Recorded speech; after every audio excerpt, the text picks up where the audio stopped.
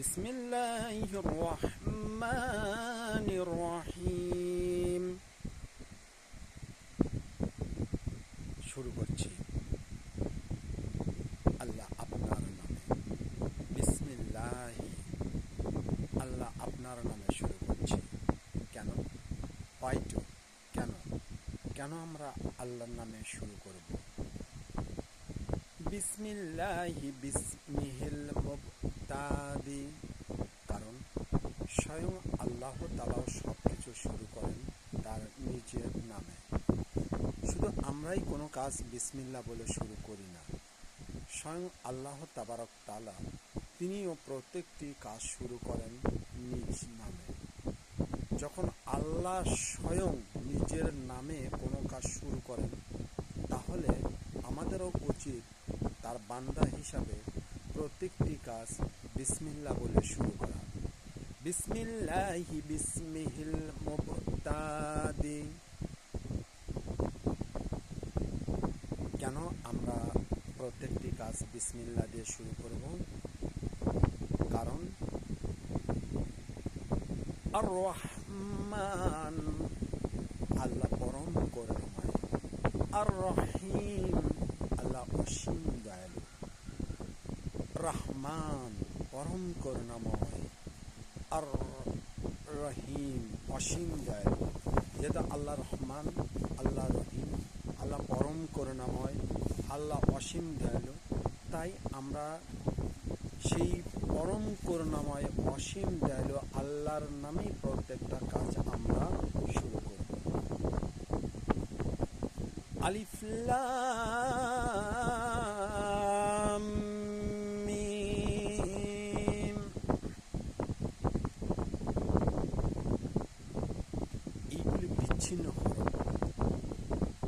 এর সারকর্তা, আবিধানিক অর্থ, সারমর্ম, সারাংশ মহান আল্লাহ তাবারক তাআলাই ভালো জানেন। তাহলে আল্লাহ তাবারক তাআলাই যদি ভালো জানেন, তাহলে এখানে প্রশ্ন আসে, তাহলে কেন এই আলিফ লাম মিম আমাদের সম্মুখে মুহাম্মদ ইসলামে জিবরাইল ফেরেশতার মাধ্যমে আল্লাহর হাবিব মুহাম্মদ আরবি তার ওপর কেন নাজিল করা হলো? তিনিই বা কেন তার উম্মতের জন্য কোরআন শরীফে রেখে গেলেন? দেখুন, এখানে তো অবশ্যই আমাদের বিশ্লেষণ করার কিছু আছে।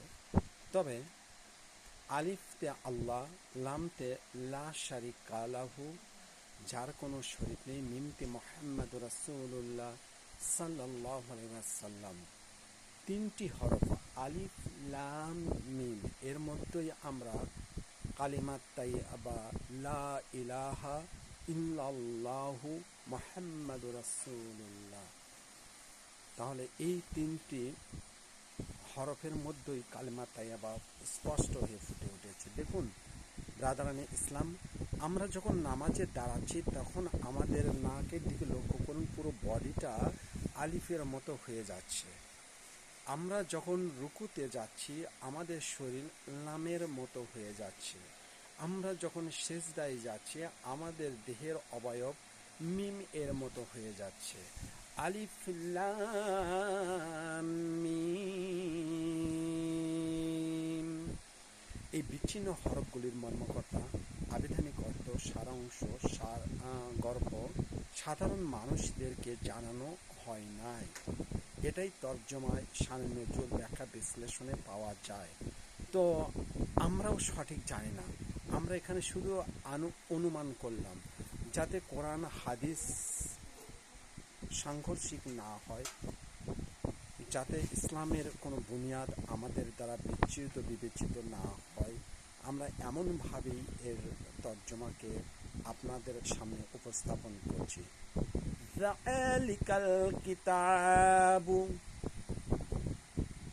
দ্যাট বুক, সেই কিতাব, সেই পুস্তক, সেই গ্রন্থ, লা রাইবা, লা অর্থ নেই, রাই মানে খাত, কোনো খাত নেই, দ্বিধা নেই, ত্রুটি নেই, দ্বন্দ্ব নেই, বিচ্যুত নেই।